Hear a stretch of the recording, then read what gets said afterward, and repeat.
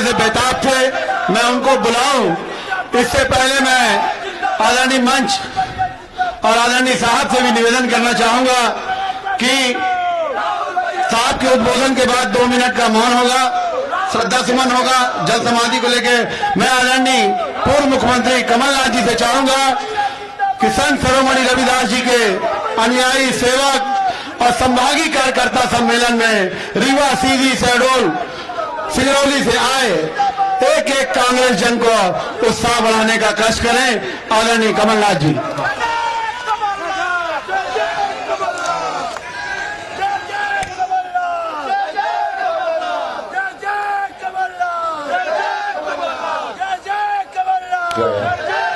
Hello hello. हमारे कांग्रेस के वरिष्ठ नेता अजय सिंह राहुल जी, हमारे सांसद राजमणि पटेल जी, विधायक और भूतपूर्व मंत्री लखन घनघोरिया जी, भूतपूर्व मंत्री कमलेश्वर पटेल जी, श्री राजेंद्र मिश्रा जी, राजेंद्र सिंह जी, पूर्व विधानसभा अध्यक्ष, नीलांशु चतुर्वेदी जी विधायक, हमारे सिद्धार्थ कुशवाहा हमारे विधायक, कुंदीलाल मार्को जी, सुनील सराफ जी, हमारे मध्य प्रदेश युवक कांग्रेस के अध्यक्ष विक्रांत बोरिया जी, देवराज सिंह जी, राजेंद्र मिश्रा जी, पूर्व संसदीय सचिव शाहिद अहमद जी, पूर्व मंत्री सुखेंद्र सिंह बन्ना जी, श्रीमती विद्यावती पूर्व विधायक जी, राम गरीब बनवासी जी, श्री यादवेंद्र सिंह जी, श्री तिलकराज सिंह जी, हमारे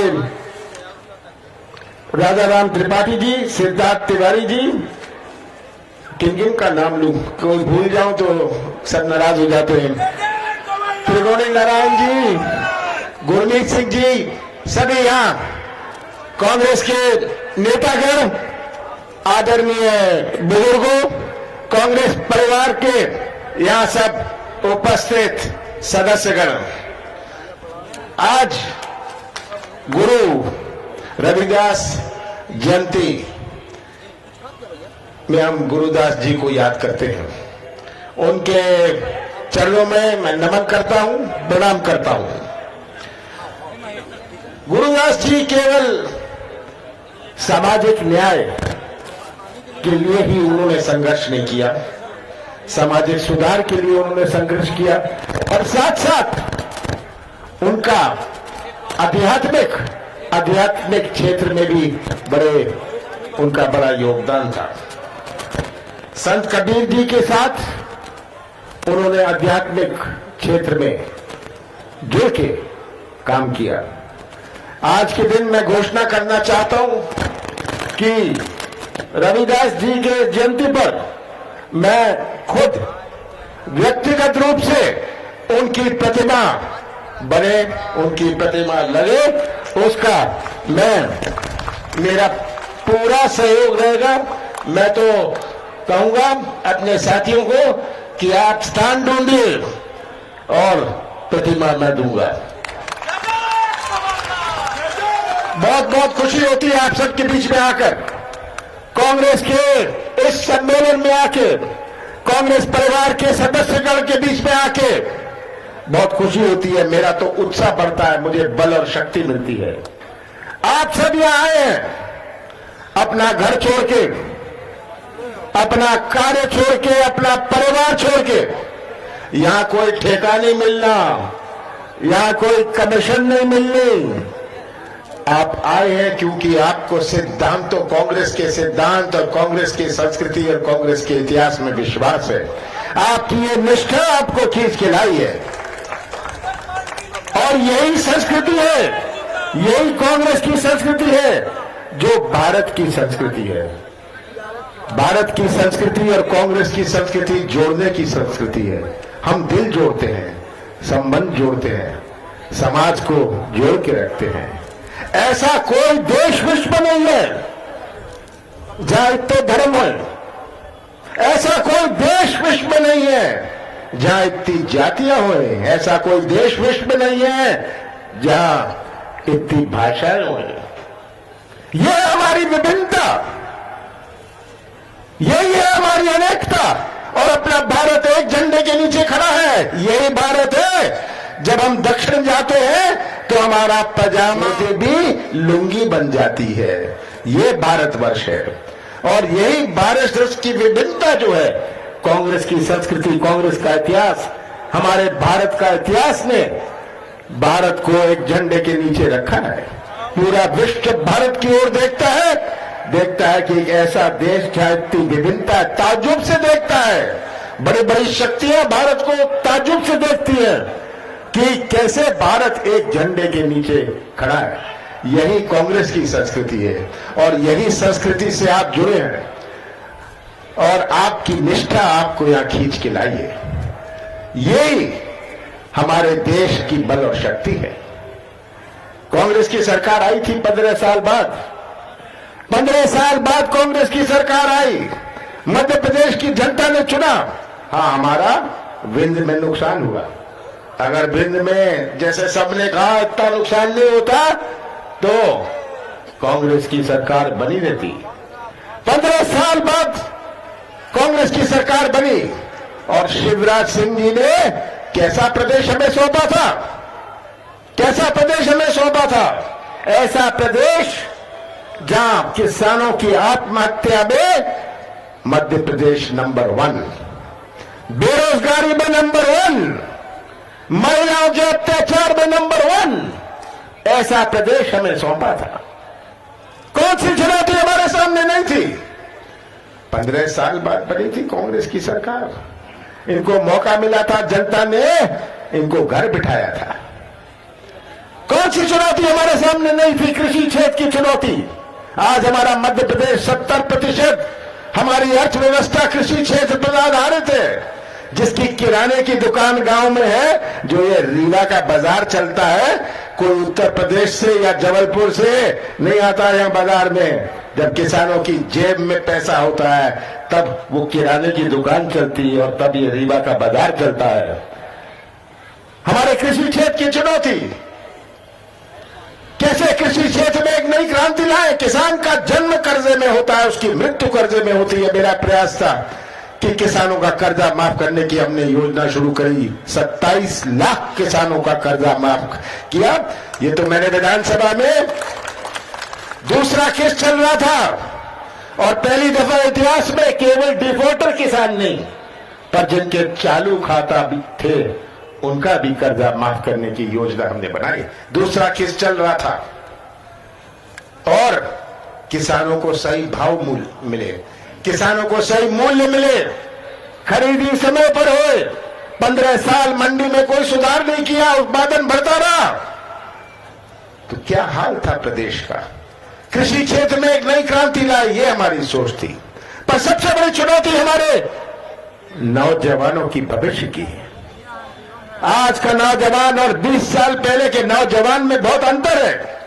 हमारे बुजुर्ग यहां बैठे हैं, राजमणि जी, आपकी दुनिया कुछ और थी। आज इन नौजवानों की दुनिया कुछ और है।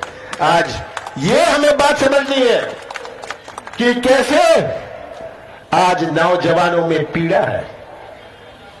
पहले तो नौजवान जाता नहीं था, इंजीनियरिंग नहीं करता था, मैनेजमेंट नहीं करता था, अब तो कर लेता है ना। गांव से जाता है, कर लेता है और भटकता है क्योंकि उसके पास वो ना तो गांव का रहा ना शहर का रहा, रोजगार का कोई नाम निशान नहीं। यही सबसे बड़ी चुनौती है कि यही नौजवान हमारे मध्य प्रदेश का निर्माण करेंगे। हम तो होंगे नहीं, पर यही नौजवान जिनका भविष्य अंधेरे में है, यही नौजवान हमारे मध्य प्रदेश और देश का निर्माण करेंगे। ये सबसे बड़ी चुनौती है हमारे सामने। कैसे रोजगार के मौके बने, कैसे व्यवसाय के एक मौके बने। एक उद्योग लगता है, संबंधित विकास होता है, आर्थिक गतिविधि बनती है। कोई गाड़ी चला लेता है, कोई मरम्मत का काम कर लेता है, कोई ठेके का काम कर लेता है। पर मध्य प्रदेश में कोई निवेश नहीं, मध्य प्रदेश में कोई निवेश नहीं। 15 साल में शिवराज जी, कल विधानसभा में भी इतने लाख, फलाने लाख, ये आंकड़ों का खेल तो अब पुराना हो गया शिवराज जी। अब तो जो नई पीढ़ी है, नौजवान है, ये सब समझते हैं ये तो इंटरनेट से जुड़ी हुई व्हाट्सएप की पीढ़ी है। आप इनको इन सब आंकड़ों से गुमराह नहीं कर पाओगे। और मैं तो नौजवानों को कहना चाहता हूं कि समझ लीजिएगा कि किसी को मध्य प्रदेश पर विश्वास नहीं, क्यों लगाएगा कोई निवेश? हमारा मध्य प्रदेश 5 प्रदेशों से घिरा हुआ है। जिसको कोई सामान तमिलनाडु में बेचना है, सामान केरला में बेचना है, वो मध्य प्रदेश में लगाएगा, पंजाब और हरियाणा में नहीं लगाएगा। पर मध्य प्रदेश कोई केंद्र नहीं बन सकता, कोई केंद्र नहीं बना, मैन्युफैक्चरिंग का, कारखानों का केंद्र नहीं बन पाया, क्योंकि किसी को मध्य प्रदेश में विश्वास नहीं। मध्य प्रदेश की पहचान माफिया से, मध्य प्रदेश की पहचान माफिया से। मैंने माफिया के खिलाफ युद्ध शुरू किया, क्योंकि मध्य प्रदेश की पहचान विश्वास से बनती है। कोई निवेश लगाएगा तो विश्वास होगा, तभी वो निवेश लगाएगा। निवेश विश्वास से आता है। तो ये सबसे बड़ी चुनौती हमारे नौजवानों की भविष्य की है। नौजवानों की भविष्य की चुनौती है। याद है मोदी जी कितना कहते थे, 2 करोड़ नौजवानों की बात करेंगे।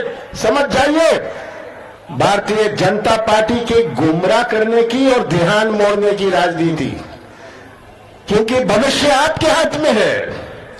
इनकी ध्यान मोड़ने की और गुमराह करने की राजनीति, मोदी जी चिल्ला चिल्ला के 2 करोड़ नौजवानों को रोजगार मिलेगा। 2014 में जब प्रधानमंत्री बनना चाहते थे, किसानों को ये भाव मिलेगा, 50% लाभ होगा। 2019 के चुनाव में मोदी जी ने नाम नहीं लिया नौजवानों का, किसान का। क्या कहा? पाकिस्तान की बात करी, राष्ट्रवाद की बात करी। ध्यान मोड़ना, कैसे ध्यान मोड़ा? राष्ट्रवाद की बात और राष्ट्रवाद का पाठ ये क्या कांग्रेस को पढ़ाएंगे? मैं तो पूछना चाहता हूं भारतीय जनता पार्टी के नेताओं से, आप हमें पाठ पढ़ाने आए राष्ट्रवाद का? आपके पार्टी से कोई स्वतंत्र संग्राम सेनानी कभी जुड़ा रहा है? आप कोई स्वतंत्र संग्राम सेनानी का नाम ले सकते हैं? और राष्ट्रवाद का पाठ आप हमें पढ़ाने आए? इनकी राजनीति आपको समझनी है, कैसे ये ध्यान मोड़ने की राजनीति करते हैं। आज भविष्य आपके हाथ में। चुनाव तो आएंगे जाएंगे, और भविष्य नौजवानों के हाथ में है। मैं तो आज नौजवानों को अपील करना चाहता हूं और अपने बुजुर्ग और कांग्रेस परिवार से कहना चाहता हूं कि समय को कोई रोक नहीं सकता। समय परिवर्तन लाता है। पहले यही रीवा था, पहले यही विंद था। कितना परिवर्तन हुआ है यहां की राजनीति में। पहले हम गांव में जाके कह सकते थे ये गांव कांग्रेस का है, आज तो एक मकान में जाके नहीं कह सकते कि इसमें बाप दादा चाचा चाची अलग अलग वोट डालेंगे। जिनको आप ज्ञान देने जाते थे वो अब आपको ज्ञान देने के लिए तैयार हैं। ये राजनीति में परिवर्तन है। कैसे हम अपनी बात पहुंचाएं? मैं आज सब इस कार्यकर्ता सम्मेलन में आपसे यही कहना चाहता हूं, समय ने राजनीति में परिवर्तन किया है। आपको भी अपने आप में ये परिवर्तन करना पड़ेगा। परिवर्तन करना पड़ेगा कि कौन सी बात कैसी बात और कैसे समझाई जाए लोगों को। ये आज बहुत आवश्यक है।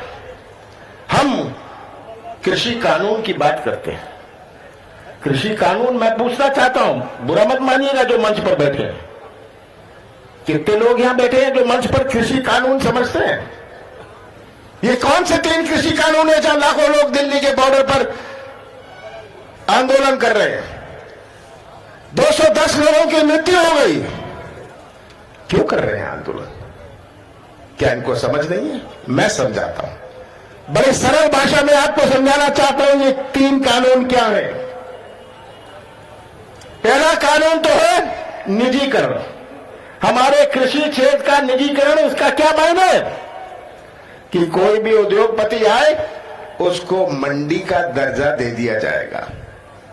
हमारे कृषि क्षेत्र का इतिहास समझना है। एक ऐसा समय था जब भारत को आयात करना पड़ता था।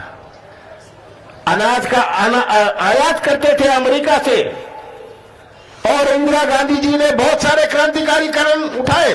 पर सबसे बड़ा कदम जो इंदिरा गांधी जी ने उठाया कि हमारा अनाज का व्यापार को टेक ओवर किया। उस समय हमारे पास कोई बफर स्टॉक नहीं हुआ करता था, कोई समर्थन मूल्य नहीं था। तो निर्माण हुआ उस समय फूड कॉर्पोरेशन ऑफ इंडिया का, एफसीआई का। बफर स्टॉक बनना शुरू हुआ।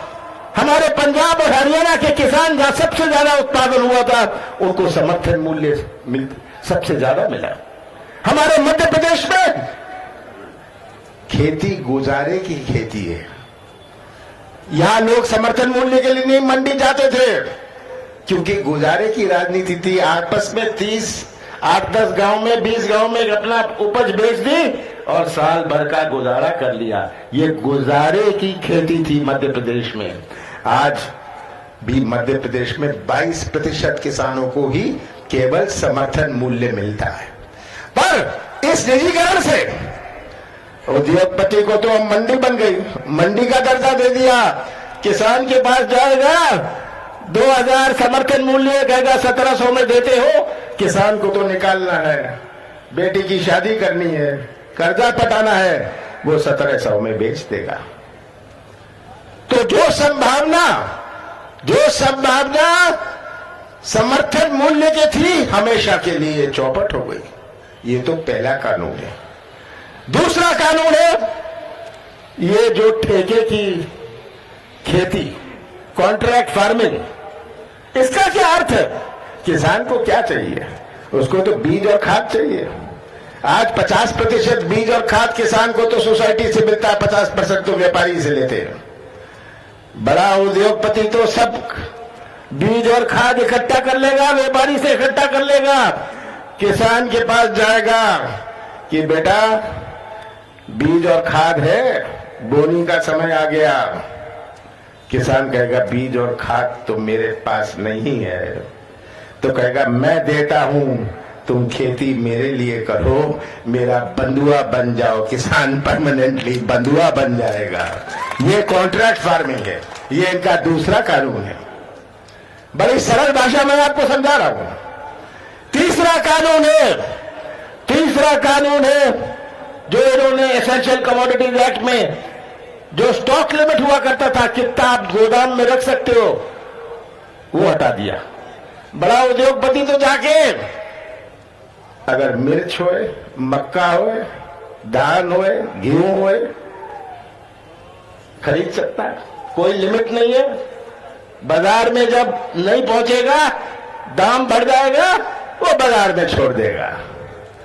मेरा तो एक बुनियादी प्रश्न है कि कोई उद्योगपति क्या समाज सेवा के लिए खेत में जाएगा?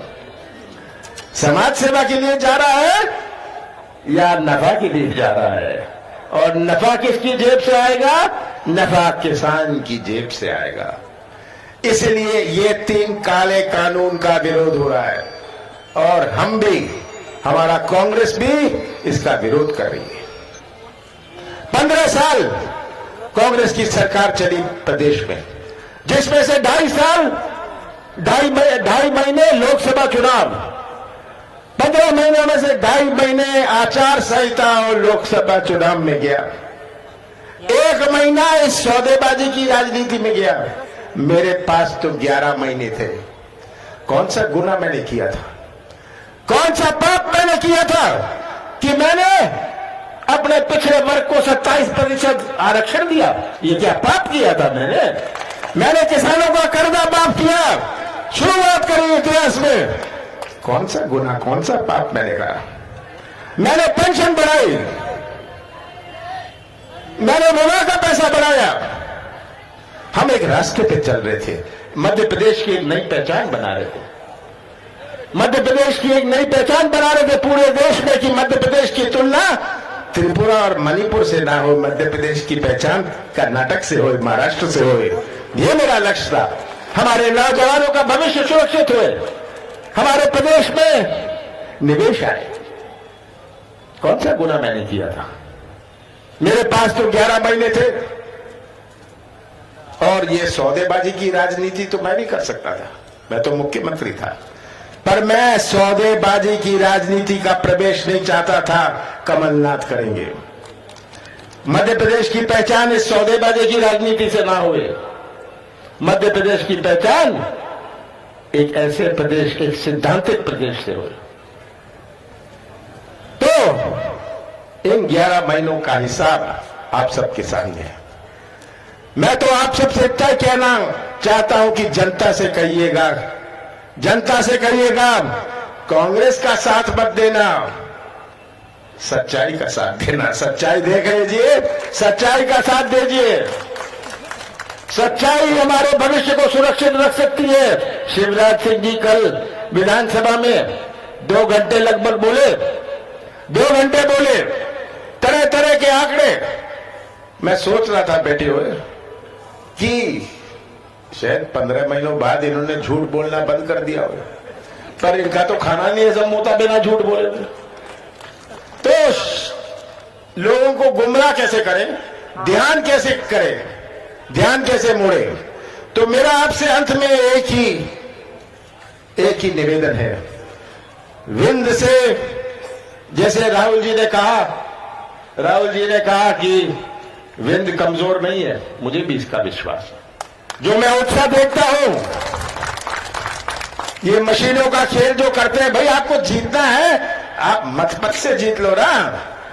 कौन रोकता है आपको जीतने से? अगर जनता आपके साथ है, आपको मशीन की क्या जरूरत? मशीन तो अमेरिका में भी इसका उपयोग नहीं होता। पूरे यूरोप में, फ्रांस, जर्मनी, इटली में कोई मशीन के पास नहीं जाता। जापान मशीन के पास नहीं जाती, मोदी जी जाते हैं मशीन के पास। भारतीय जनता पार्टी जाती है मशीन के पास। तो आप लोग अपनी कमर ठान लीजिए।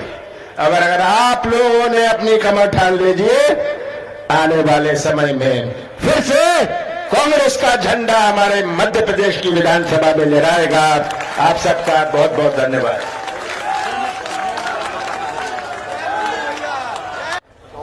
चौवन हमारे परिवार समाज के बिंद के हमारे लोग शांत हुए, उनकी श्रद्धा सुमन अर्पित करने के लिए मैं यह मौन है।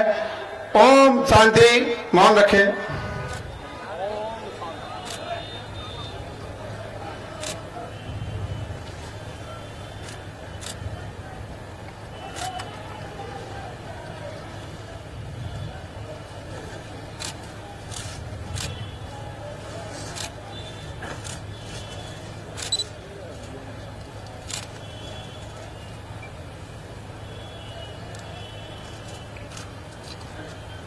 ओम शांति।